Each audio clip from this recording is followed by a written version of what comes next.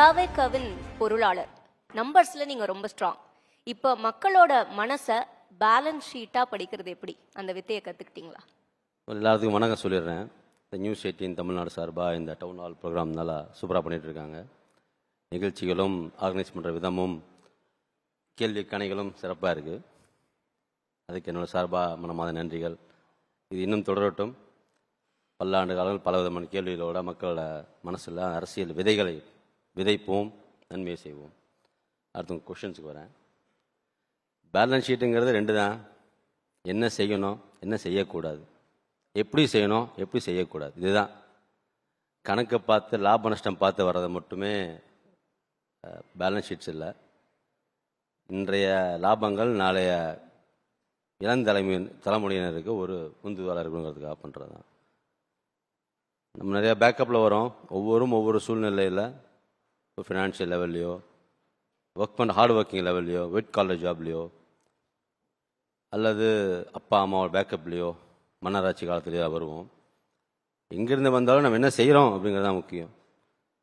மக்களை சார்ந்த பயணம் தான் முக்கியம். ஒரு 9th 10th +1 +2 இந்த மாதிரி முடித்த உடனே ஸ்கூலிங் பீரியட் ஒன்று இருக்கும், காலேஜ் பீரியட் ஒன்று இருக்கும், எம்ப்ளாய்மெண்ட் பீரியட் ஒன்று வரும், ஃபேமிலி லைஃப்னு ஒன்று வரும். அந்த மாதிரி தான் இந்த அரசியல் வாழ்க்கையும்.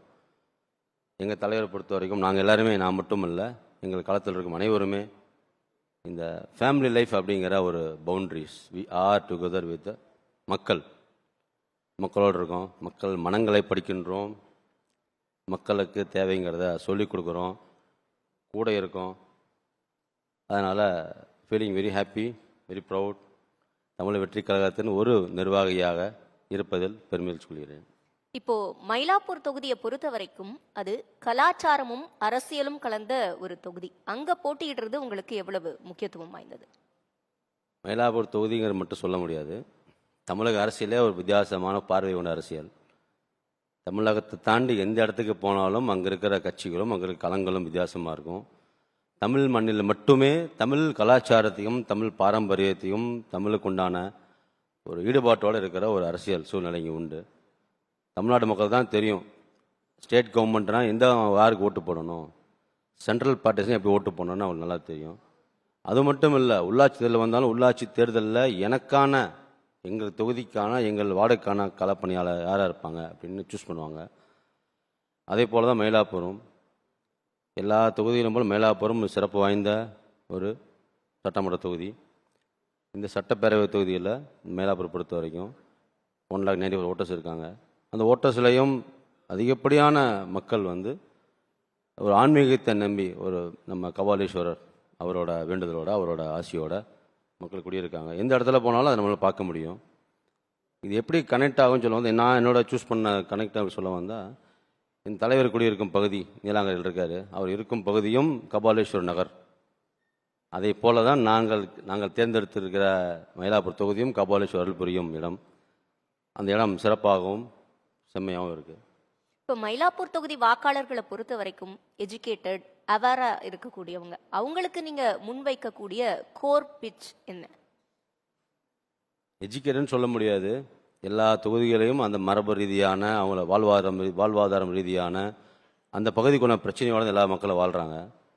மயிலாப்பூர் தொகுதிகளில் இருக்கிற ஓட்டர்ஸில் ஒரு வெரைட்டிஸ், ஒரு 40,000 ஓட்டர்ஸ் கொஞ்சம் எஜுகேட்டடாக இருப்பாங்க, வெல் செட்டில்டு பீப்புளாக இருப்பாங்க, நிறைய வசதி வாய்ப்போடு இருப்பாங்க. மீதி 1.5 லட்சம், கிட்டத்தட்ட 1,50,000 ஓட்டர்ஸ் அடித்தட்டு மக்களாக தான் இருக்காங்க. நான் பல இடங்களில் போயிருக்கேன். கடந்த 13-14 நாட்களாக இந்த தமிழக தேர்தல் கலாச்சாரத்திலேயே, தமிழக வரலாற்று கலாச்சாரத்திலேயே door to door campaign, MGR காலத்திற்கு அப்புறம் மக்களை சந்தித்து, அடித்தட்ட மக்களை சந்தித்து, ஒவ்வொரு தெருக்கள்லையும் மக்களை சந்தித்து மீட் பண்ணுறோம், பேசுகிறோம். அப்படி மீட் பண்ணும்போது ஒவ்வொரு குறைகளும் கேட்கும்போது, இப்படியும் மக்கள் தமிழ்நாட்டில் சென்னை மாநகரில் ஒரு 5 கிலோமீட்டர் தொலைவில் இருக்கிற ஒரு தலைமைச் செயலகம் பக்கத்திலேயே இவ்வளோ அடித்தட்ட மக்கள் இவ்வளோ வாழ்வாதாரம் பாதிப்போட எப்படி இருக்கலாம், எப்படி சர்வே பண்ணான்னு ஒரு கொஷின் மார்க்கோடு இருக்காங்க. அதனால் இந்த மக்களை பொறுத்த வரைக்கும் படித்தவர்கள், ஏழைகள், பணக்காரர்கள் அல்லது சாதி பாவடர்கள், அந்த பாகுபாடுகளுக்கு இருக்கிற அந்த மாதிரி வெரைட்டி கிடையாது. எல்லா மக்களுக்கும் அடிப்படை தேவைகள் ஒன்று இருக்கும், அத்தியாவசிய தேவைகள் இருக்கும். அது மயிலாப்பூர் வாசிகளுக்கு அதிகமாக தேவைப்படுது.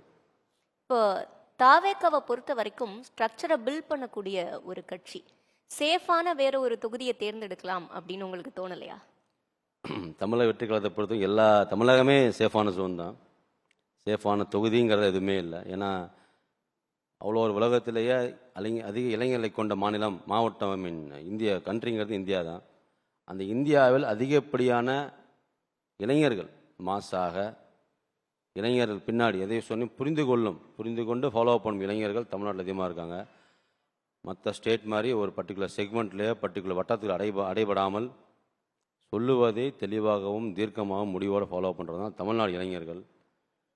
அதை பொறுத்த வரைக்கும் தமிழ்நாடை பொறுத்தவரைக்கும் எங்கு சென்றாலும் தலைவர் எங்கு சென்றாலும் அவர் நம்மளால் அந்த அவரோட ஃபாலோவர்ஸை யங்ஸ்டர்ஸையும் இளைஞர்களையும் நண்பிகளையும் தாய்மார்களையும் பார்க்க முடியுது. அதனால் தமிழக வெற்றி கழகத்தின் தலைவர் எங்கெல்லாம் பயணம் பண்ணுறாரோ, அவரோட கொடிகள் எங்கெல்லாம் சென்றடைகிறதோ, அவரோட சின்னங்கள் எங்கெல்லாம் இருக்கிறதோ அனைத்து பகுதிகளும் சேஃப் ஜோன் தான். இப்போ தமிழக வெற்றி கழக தலைவர் விஜய் இவர் பரப்புரை செய்யாத தொகுதிகளில் அந்த தாக்கம் வெளிப்படுமா? முதல்ல சொன்ன பாயிண்ட் தான். தலைவர் பரப்புரை செய்யவில்லை என்று யாரும் எதிர்பார்க்கறதில்ல. தலைவர் வந்தால் கூடுதல் உற்சாகம். இப்படி சாப்பிடும்போது உணவு இருக்கும், உணவு கூட ஒரு ஜூஸ் கொடுப்பாங்க, உணவு கூட ஒரு பொரியல் இருக்கும், உணவு கூட ஒரு ஸ்வீட்ஸ் இருக்கும். அதே போல தான் என் தலைவர். எங்கள் தலைவர் வந்தாருன்னா எக்ஸ்ட்ரா பூஸ்ட் எனர்ஜியாக இருக்கும். எந்த ஒரு பகுதி மக்களும், எந்த ஒரு நிர்வாகிகளும், எந்த ஒரு களப்பணியாளர்களும் தலைவர் வரவில்லை அந்த இயக்கத்தில் இருக்கவில்லை. தலைவர் இருந்தால் இன்னொரு எக்ஸ்ட்ரா ஸ்பிரிட். ஒருத்தர் 100 மடங்கு ஃபாஸ்ட்டாக ஒர்க் பண்ணுறான்னா பேட்டரி சார்ஜ் பண்ணுற மாதிரி இன்னொரு 10% எக்ஸ்ட்ரா ஒர்க் பண்ணுவான், 20% இன்னும் இன்ட்ரெஸ்டாக ஒர்க் பண்ணுவாங்க. அதே போல் தான் தமிழக களம். தமிழக வெற்றி கழகத்தின் தலைவர் எங்கெல்லாம் பயணிக்கிறாரோ அங்கே 100 மடங்கு, 150 மடங்கு, 200 மடங்கு சக்திகள் கிடைக்கும். அவர் செல்லாத இடங்களில் அதே எனர்ஜியோட ஒர்க் பண்ணிருக்காங்க. இப்போ உங்களுடைய தலைவரை பொறுத்த வரைக்கும் அவர் முன்வைக்கக்கூடிய முழக்கம் தாவேக வெர்சஸ் திமுக 4 முனை போட்டியா எல்லாரும் பார்க்கறாங்க. நீங்க இருமுனை போட்டின்னு சொல்றீங்க. அதிமுகவை பொறுத்த வரைக்கும் அது தமிழ்நாட்டு ஆண்ட கட்சி, பல தசாப்த வரலாறு கொண்ட கட்சி. பாஜக, பாமக, தமிழ் மாநில காங்கிரஸ், நாம் தமிழர் இவங்க எல்லாருமே அவங்களுக்குன்னு ஒரு வாக்கு வங்கியை வச்சிருக்காங்க, நிரூபிச்சிருக்காங்க. அப்ப இவங்க எல்லாம் கேம்லே இல்ல அப்படின்ற மாதிரியான அப்ரோச் ஏற்புடையதா? இதை நான் சிம்பிளாக ஒரு வார்த்தை சொல்லலாம். தமிழ்நாட்டு அரசியல் வரலாற்றில் எல்லா கட்சிகளும் வந்தார்கள், வாழ்ந்து கொண்டிருக்கிறார்கள், செஞ்சுட்டு இருக்காங்க, ஒர்க் பண்ணிட்டு இருக்காங்க. மற்ற அரசியல் தலைவர்களும் மற்ற அரசியல் கட்சிகளும் அரசியல் செய்கிறார்கள். தமிழக வெற்றி கழகம் மட்டுமே நமது கட்சி. இப்போ சொல்கிறோம் இல்லையா, உங்கள் தலைவர் உங்கள் கட்சி இல்லை. நாங்கள் பேசும்போதே நமது கட்சின்னு தான் ஆரம்பிக்கிறோம். நமது சின்னம் உங்கள் சின்னம் தான் ட்ராவல் பண்ணுறோம். இந்த கடந்த 50-60 ஆண்டுகள் தமிழ்நாட்டை பொறுத்த வரைக்கும் இருந்த பல கட்சிகள் வந்தார்கள், வாழ்ந்தார்கள், 1 சீட்டு 2 சீட்டு வாங்கினார்கள், வெற்றி பெற்றார்கள், பேக்கேஜ் எடுத்துகிட்டு போனாங்க. கூட்டணியில் அமையும் போது, எலெக்ஷன் சீசன் வரும்போது, எலெக்ஷன் டைமில் அவங்களுக்கு உண்டான கூட்டணிகள் 10 கட்சிகள் 15 கட்சிகள் வருவாங்க. இந்த கூட்டணிகள்லாம் கணக்காக போகும்.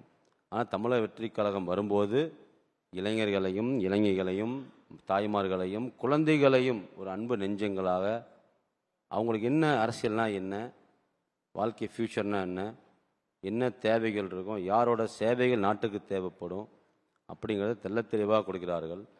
நம்ம சொல்கிற கருத்து ஒன்று தான். தமிழ்நாட்டை பொறுத்த வரைக்கும் பல கட்சிகளை பற்றி நம்ம டிஸ்கஸ் பண்ணுறதில்ல.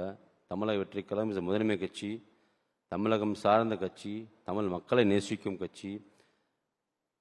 தமிழ்நாட்டு இளைஞர்களையும் எங்கெல்லாம் தமிழ் பேச இருக்காங்களோ, தமிழ்நாட்டில் மட்டுமல்ல அவ்வளோ ஒரு உலகத்தில் எங்கே தமிழ் பேசுகிறார்களோ அவர் அனைவரையும் ஒருங்கிணைத்து தமிழ்நாட்டுக்குள்ள முன்னேற்றத்தை மட்டுமே கொள்கையாக கொண்டு இயங்கும் கட்சி தான் நம்ம தமிழக வெற்றி கழகம்.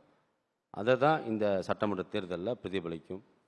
அதனால் மற்ற கட்சிகள் அனைவரும் சொன்ன மாதிரி மேலே அவங்க கேள்வி கேட்ட மாதிரி நம்ம சொல்லுவோம், 3 முனை போட்டி, 4 5 முனை. இந்த போட்டிகள் என்பது அரசியல் வரலாற்றில் அரசியல் அடிச்சுவடிகளில் இருக்கும். இப்போ அல்பாபெட் படிக்கும்போது 27 எழுத்துக்கள் இருக்குன்னு சொல்கிற மாதிரி இதுவும். ஆனால் இந்த அரசியல் களம் 2026 தமிழ்நாடு சட்டமன்ற தேர்தல் அப்படிங்கிறது ஒரு தலைவரை மட்டுமே குறிக்கோளாக கொண்டு, ஒரு ஆளை மட்டுமே, ஒரு கழகத்தை மட்டும் குறிக்கோளாக கொண்டு அவங்க எப்படி ட்ராவல் பண்ணுறாங்க, இவங்க வெற்றி தலைவர் எப்படிலாம் ட்ராவல் பண்ணுறாரோ அதை பார்த்து காப்பி அடிக்கும் கட்சிகள் தான் இன்றைக்கி இருக்குது. 50 வருஷமாக இருந்தாலும் 100 வருஷமாக இருந்தாலும் அவங்க எங்கள் தலைவர் எப்படி ட்ராவல் பண்ணுறார், எங்கே சுற்றுப்பயணம் பண்ணுறார், என்ன திட்டம் அறிவிக்கிறார், அல்லது எங்கள் கூட யாரெல்லாம் எங்கள் ஒரு சட்டமன்ற தொகுதிகளும் பரப்பு நிகழ்ச்சி பண்ணுறாங்களோ அவங்க பண்ணுற நிகழ்ச்சிகளை காப்பி பண்ணி, இல்லை அவங்க பண்ணுற நிகழ்ச்சிகளை பண்ணக்கூடாதுங்கிறதுக்காக தடை செய்யும் நோக்கத்தோடு தான் மற்ற கட்சிகள் இயங்கிக் கொண்டிருக்கிறது. நீங்கள் சொன்ன எல்லா கட்சிகளும் அடக்கம். இப்போ தாவேக்க இந்த கட்சி மற்றும் விஜய் இவரை மற்றவர்கள் குறைத்து மதிப்பிடுறாங்களா? இப்ப நாம் தமிழர் கட்சி சார்பா பேசுனவங்க கூட சொன்னாங்க, தாவேக்காவை பொறுத்தவரை அவங்க எங்களுக்கு எதிரி இல்ல உதிரி அப்படின்னு. அனைவரும் கருத்துக்களையும் வரவேற்கும் நாடு தான் தமிழ்நாடு. கருத்துக்கள் யார் வேணாலும் சொல்லலாம். கருத்துக்களும் கிரிட்டிசிசமும் always common to everyone. யாருக்கெல்லாம் பேச தெரியுமோ மைக்கை பிடிச்சி பேசலாம். அதே போல தான் இதுவும். தமிழகத்தை பொறுத்த வரைக்கும் நம்ம நல்லா பார்த்துட்டு தான் இருக்கோம். யாருக்கும் ஒளிவு மறைவு இல்லாத உலகம் இது. எந்த ஒரு சூழ்நிலையும் ஒரு நாள் மறைக்கலாம், 2 நாள் மறைக்கலாம், 3 நாள் மறைக்கலாம். தமிழக வெற்றிக் கழகத்தின் செயல்பாடுகள், தமிழக வெற்றி கழக இளைஞர்களின் செயல்பாடுகள், வெற்றி தலைவரின் சுற்றுப்பயணங்கள், அவர் கூட இருக்கிற எல்லாத்தையும் பார்க்குறோம்.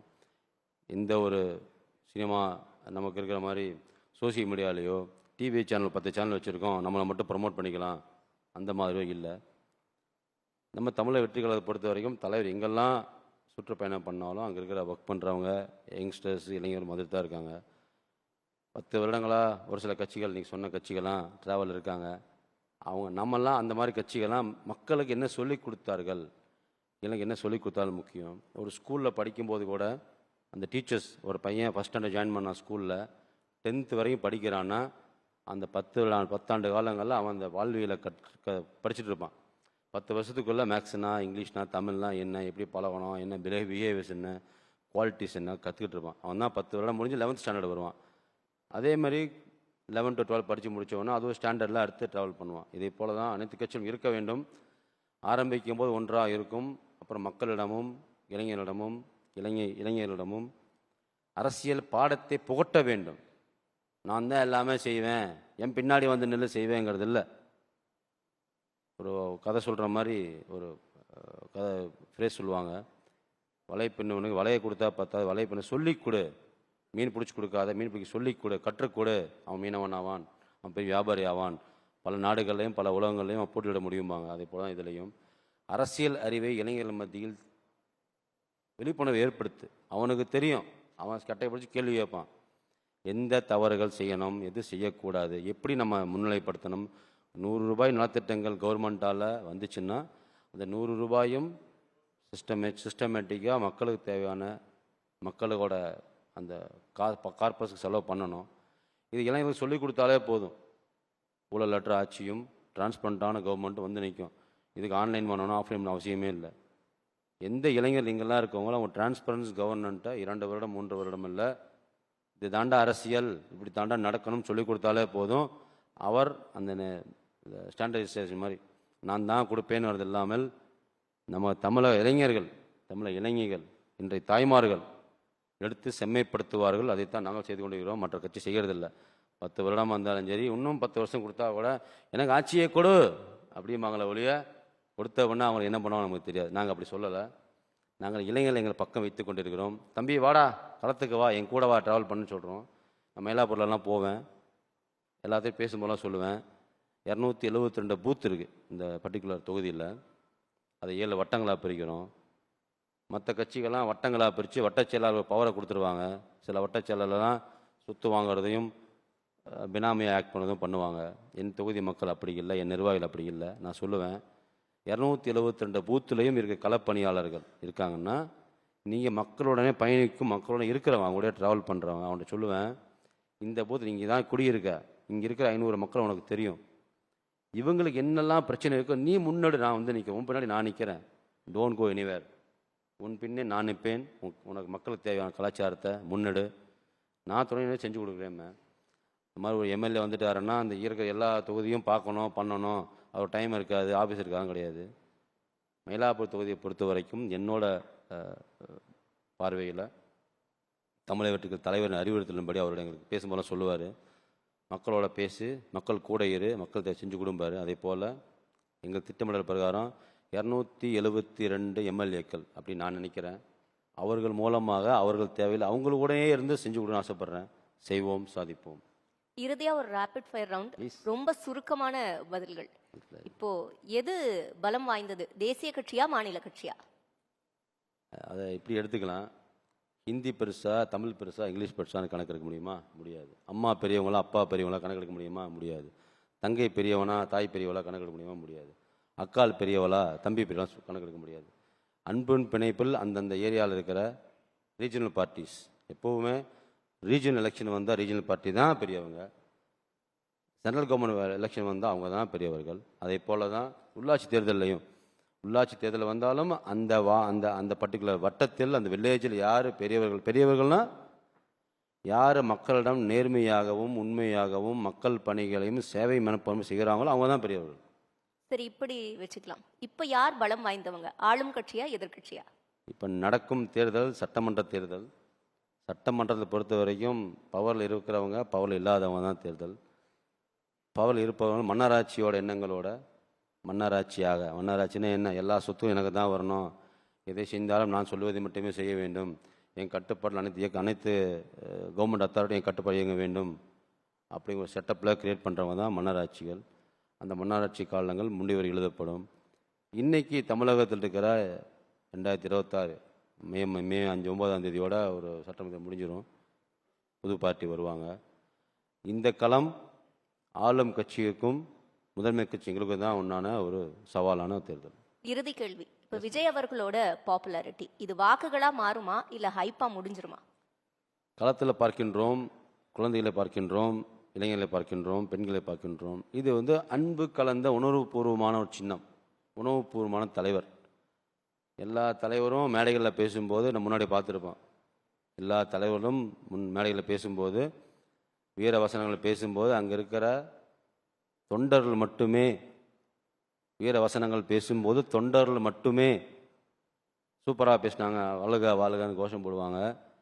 எங்கள் கழகத்தின் தலைவர், எங்கள் கழகத்தின் தொண்டர்கள், நாங்கள்லாம் தலைவரும் ஒரு முதன்மை தொண்டர், நாங்கள்லாம் இணை தொண்டர்கள். ஒவ்வொருவரும் களத்திற்கு போகும்போது இளைஞர்கள் மட்டுமல்ல, பெண்கள் மட்டுமல்ல, குழந்தைகள் வரை கொண்டாடும் உணர்வுபூர்வமான ஒரு தலைவர், உணர்வுபூர்வமான ஒரு சின்னம். நீங்கள் சொல்கிற மாதிரி ஓட்டு போடுபவர்கள் மட்டுமே களத்துக்கு, நிறையா தலைவர் போகும்போது நிறையா கூட்டம் வருது, கூட்டம் ஓட்டாக மாறுமாங்கிறது இல்லை. கூட்டத்துக்கு வராத குழந்தைகளும் வீட்டில் அவங்க அப்பா அம்மாட்ட, தாத்தாட்ட, பேரங்கிட்ட, டிரைவர்கிட்ட போகும்போதெல்லாம் கூட உணர்வு பூர்வமாக தலைவரின் சின்னத்துக்கு தான்ப்பா ஓட்டு போடணும், அவர் எங்களுக்கு பிடிச்சிருக்கு, அவர் நல்லதை செய்வார், அவர் எங்களுக்காக பல திட்டங்களை வச்சுருக்காரு, செய்வாருன்னு குழந்தைகள் உணர்வு பூர்வமாக சொல்கிறார்கள். நான் மட்டுமல்ல, நீங்கள் மட்டுமல்ல, குடும்பத்தில் இருக்கும் அனைவருமே யார் பின்னாடி போவோம்னா நம்ம குழந்தைகள் பின்னாடி தான் போவோம். என்னதான் வெறுப்புகள் எந்த கட்சிக்கு இருந்தாலும் நம் குழந்தைகள் சொன்னால் அவர்களுக்காக எதையும் செய்யும் இதயங்கள் தான் நம்மளோட வேட்பாளர்களும் சரி, நம்மளோட குடிமக்களும் சரி. தமிழ்நாடு பாரம்பரியமே அப்படி தான். தமிழ்நாடு பாரம்பரியத்திலேயே குழந்தைகளுக்கு மட்டுமே எதை செஞ்சாலும் சரிப்பா, என் குழந்தை படிக்க வைக்கணுமா, என்னன்னா கஷ்டப்படுறேன், என் குழந்தை அதை ஆசைப்படுறாலும் நான் வாங்கித்தரேன் அப்படின்னு தான் இந்த தமிழ்நாட்டு மக்களுக்கூட ஒரு உணவுபூர்வமான ஏரியா. நீங்கள் கூட்டம் மட்டுமே ஓட்டாக மட்டும் மாற்றமல்ல, கூட்டத்தில் பார்க்காத குழந்தைகளும் எங்களை இன்ஃப்ளூயன்சராக இருக்காங்க. காசு கொடுக்கும் கூட்டம் அல்ல இன்ஃப்ளூயன்சர்ஸ். அன்பால் பிணைக்கப்பட்ட ஒரு கட்சி தான் தமிழக வெற்றி கழகம். இப்போ தவேக புதுவரவான தவேகவின் குரலும் அரசியல் மேடைகளில் ஒலிக்க தொடங்கி இருக்கிறது. களம் காண்பதற்கு என்னுடைய மனமார்ந்த வாழ்த்துக்கள். மிக நன்றி.